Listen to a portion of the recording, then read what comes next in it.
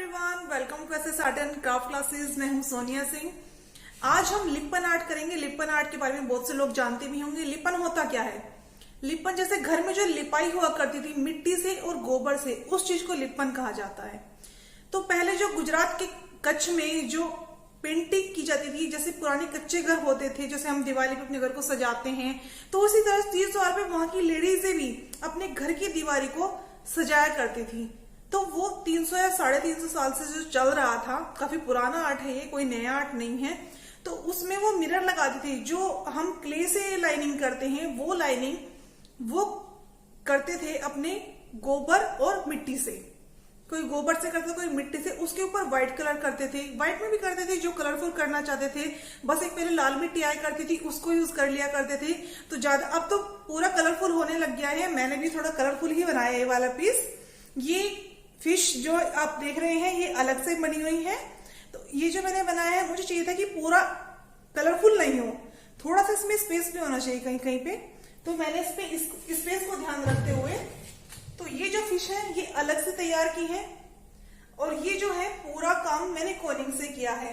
Koenig से मैंने इसलिए किया है, इसको कोनिंग से या मोल्डेड से किसी भी चीज से कर सकते थे। मोल्डेड से करेंगे तो वो भी आसान रहेगा, उसमें कोई दिक्कत वाली बात नहीं है। मोल्डेड से करते टाइम उसमें ध्यान रखना होता है कि कहीं से वो क्ले पतली या मोटी ना हो जाए, तो अच्छा नहीं लगेगा। वो इक्वल होना चाहिए जो आप काम कर रहे हैं। और इसमें क्या है, कोनिंग वर्क करेंगे तो वो आसान भी होगा और उसमें इक्वल ही वो जो लेयर हम लेके चल रहे हैं वो इक्वल ही चलेगी।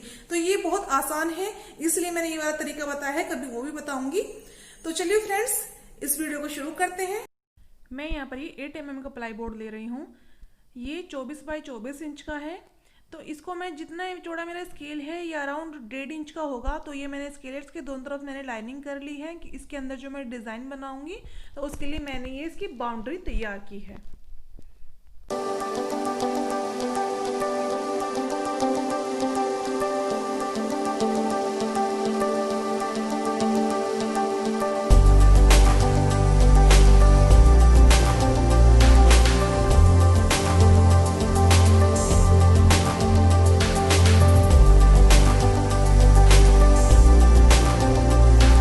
बाउंड्री करने के बाद मैंने ये एक कॉइन लिया है, इसमें मैं इसके साथ राउंड बनाऊंगी।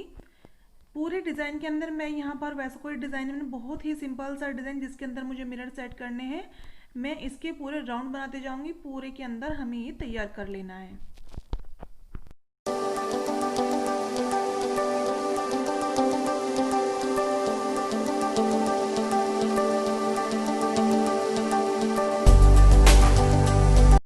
पर क्ले का काम करूंगी MR फेविकोल और मार्बल डस्ट के साथ। यहाँ पर मैं और कुछ यूज़ नहीं कर रही हूँ। इसका मैंने बहुत ही थिक पेस्ट बनाया है।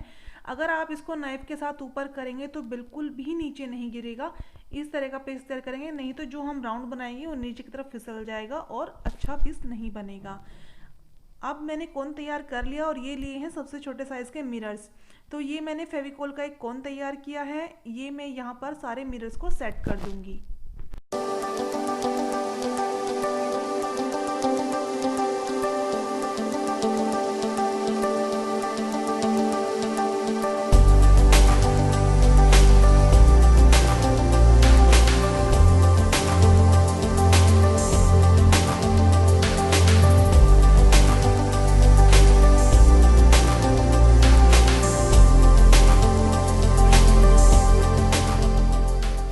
मिरर को सेट करने के बाद मैं अब कोनिंग वर्क स्टार्ट करूंगी। कोनिंग वर्क, ये जो कोनिंग कर रही हूँ मैं, ये बहुत ही थिक पेस्ट है और मैंने इसको आगे से बहुत मोटा काटा है। जितने कि हम मैगी नूडल्स वगैरह खाते हैं, ये मैंने कोन इतनी मोटी काटी है। और थिक पेस्ट इतना ज़्यादा है कि अगर आप इसके साथ काम कर रहे हैं तो ये आसान नहीं होगा। हाथ के ऊपर बहुत ज़्यादा प्रेशर लेना पड़ता है तब ये कोनिंग चलती है, क्योंकि बहुत ज़्यादा थिक पेस्ट है ना, तो इस वजह से। और थिक पेस्ट होगा तभी हमारा एक क्लीन वर्क आएगा। बहुत ही मेहनत का काम है, आसान नहीं है। देखने में बहुत आसान लगता है। तो इसको आपको बहुत ही धीरे धीरे ये काम करना है। ये स्पीड से नहीं चलेगा क्योंकि प्रेशर ही नहीं पड़ता इतना हाथ का।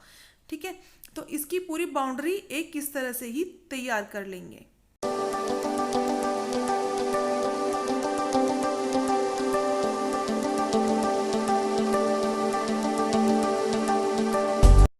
मिरर्स के सेट होने के बाद मैं यहाँ पर 3 से 4 बाउंड्री इस मिरर की करूँगी। बहुत ही सिंपल डिज़ाइन है लेकिन खूबसूरत भी बहुत लगता है, तो इसलिए मैं ये कर रही हूँ। इस कोन को मैंने आगे से बहुत ही पतला कट किया है। जिस तरह से हम मेहंदी के कोन को कट करते हैं, ये उस तरह का पतला कोन में लिया है ताकि जो पतली पतली लाइनिंग आएंगी तो वो बहुत सुंदर लगेगी। लेकिन जो बाहर की मेन बाउंड्री होती है वो मोटी ही होनी चाहिए, इसलिए मैंने मोटी रखी है। लेकिन जब हम अंदर काम कर रहे हैं तो उसमें हम इतना मोटा काम नहीं कर सकते, वो अच्छा नहीं लगेगा। तो इसलिए कहीं पर मोटा काम करना होता है, कहीं भी बारीक कोन से काम करना होता है।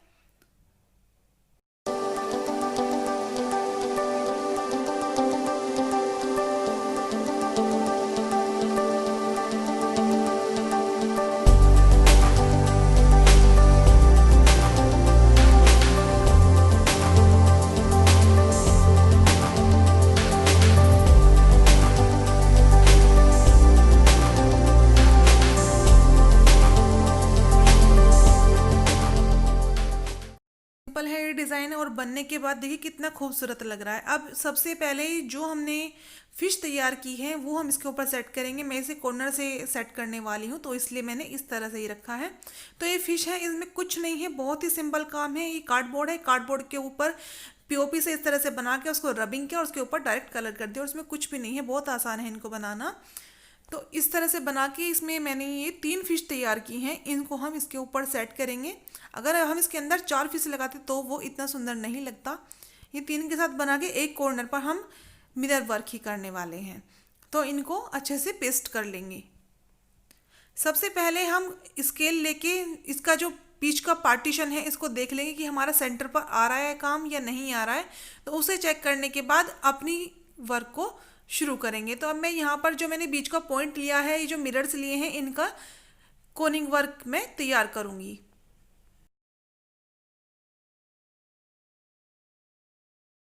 अब ये सेंटर पॉइंट रेडी करने के बाद यहाँ पर मैं जो फिशेस हैं इनको सेट करूँगी। इनके ऊपर डायरेक्ट फेविकोल डालकर इनको जहाँ पर आपको सेट करना है वहाँ पर सेट कर लेंगे।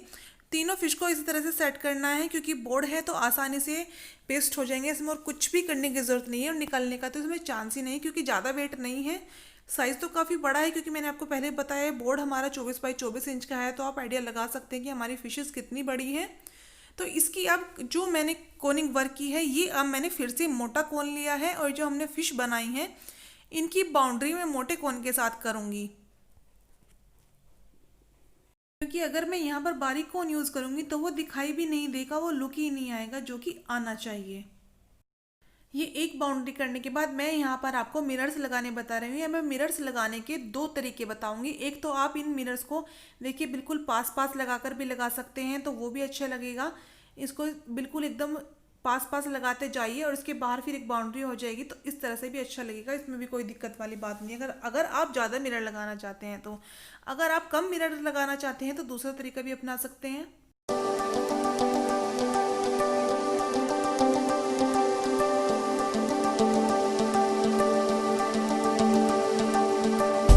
तरीका ये है, जैसे हमने मिरर्स को इतने पास पास लगाया है, इन मिरर्स को थोड़ा थोड़ा दूर दूर कर देंगे ताकि इसके बीच बीच में कोनिंग वर्क आ सके। तो मैंने यहाँ पर देखिए दूर दूर ही लगाए हैं, मुझे इसके बीच में कोनिंग वर्क लाना है। तो फिर से मैं यहाँ पर मोटा कोन ही यूज़ कर रही हूँ। तो इसकी यहाँ पर एक बाउंड्री करेंगे, बाउंड्री करने के बाद फिर दूसरी कोनिंग हम इन मिरर्स के बीच बीच में से लेकर आएंगे।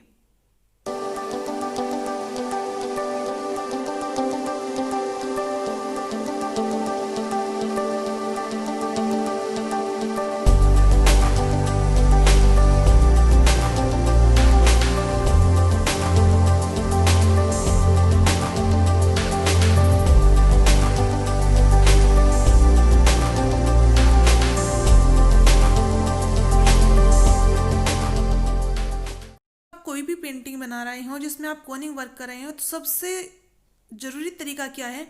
सबसे ज़रूरी है कि आप जो कौन से काम कर रहे हैं उस कोन को, जहाँ पर आप कौन से काम छोड़ रहे हैं वहाँ पर कोन को बार बार साफ करते हैं। जितनी बार आप कोन को पेंटिंग से हटाते हैं उतनी ही बार आपको कोन को साफ करना चाहिए, तो कपड़े से या फिर हाथ से। ये बहुत ही ज़रूरी है, आपके काम में बहुत ज़्यादा फिनिशिंग आएगी। इस चीज़ को ध्यान रखेंगे तो आप जो भी काम करेंगे तो बहुत ही सुंदर निकल कर आएगा।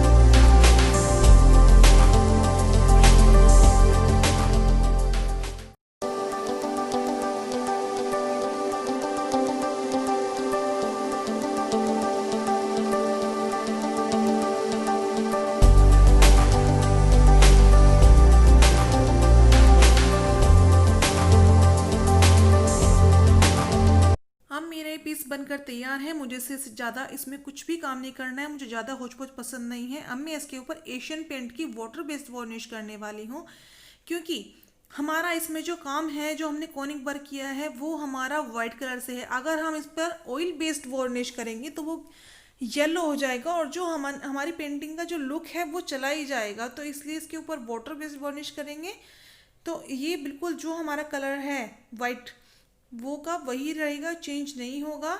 और जो हमारा पूरा बोर्ड है इसके ऊपर भी पूरे पे हम अच्छे से वार्निश कर देंगे। अगर आप मिरर्स के ऊपर भी वार्निश करते हैं तो कोई दिक्कत नहीं है, आपको लगेगी मिरर के ऊपर करना में दिक्कत होगी, एक बार आप वार्निश कर दीजिए, फिर कपड़े को गीला करके, क्योंकि ये वाटर बेस्ड है तो आराम से अभी गीले पे से फटाफट निकल जाएगा। तो आप वार्निश करने के बाद मिरर के ऊपर से कॉटन का कपड़ा लीजिए और सारी वार्निश को हटा दीजिए, तो वो बहुत ही आसान रहेगा। तो वार्निश आप आराम से कर लीजिए, कोई दिक्कत वाली बात नहीं है इसके अंदर। तो आपको ये पीस कैसा लगा? अगर आपको पसंद आया तो प्लीज़ लाइक ज़रूर कीजिएगा, क्योंकि हम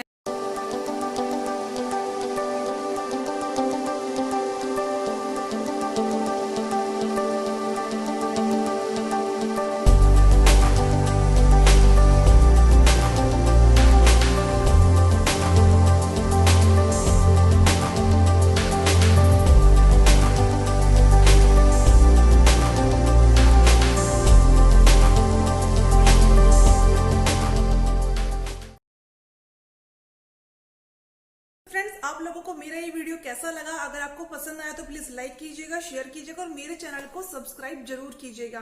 तो थैंक यू फ्रेंड्स, मिलते हैं नेक्स्ट वीडियो के साथ।